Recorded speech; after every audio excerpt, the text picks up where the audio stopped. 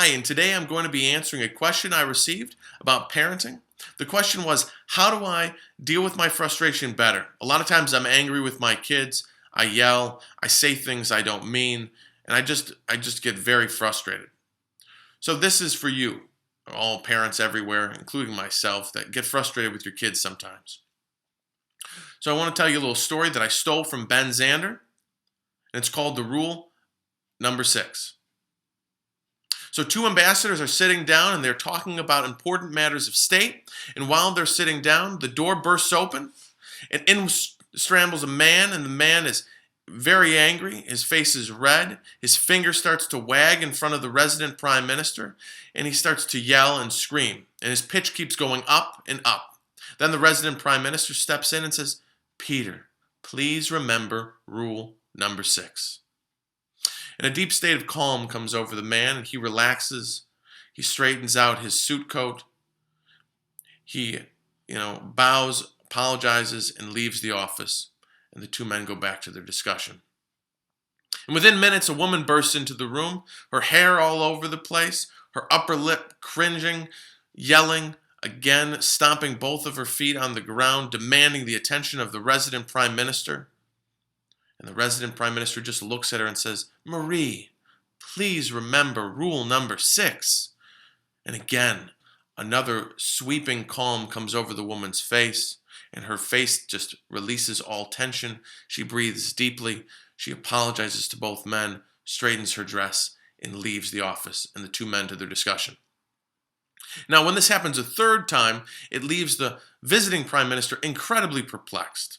And so when the two men are alone again, the visiting prime minister looks at the resident prime minister and says, "My dear sir, can you please tell me what the secret is to rule number 6? And the resident prime minister says, "Oh, sure, it's very simple. Rule number 6 is don't take yourself so damn serious." And the visiting prime minister said, "Oh, wow, that is such a fine rule. Do you by chance have any other rules here?" And the resident prime minister says, "No, that's the only one we got." And in many ways, I share that story with you, rule number 6, not taking yourself so serious, because I feel like that's what creates a lot of our problems. Remember, parenting is serious business, but people are goofy. When we take ourselves too serious, we become rigid. We stop participating, we stop paying attention, and we start getting frustrated. My mother has a saying. She says, "You can either allow yourself to be frustrated or choose to be fascinated." Remember, fascination at least allows us to observe and adapt and educate ourselves. Our children are not projects, they're people. They're not possessions, they're not extensions of me, they're their own people. And we have a specific job in teaching them how to function. So it is serious business, but take yourself, less serious. The other thing is to realize that intention needs to drive our behaviors with parenting.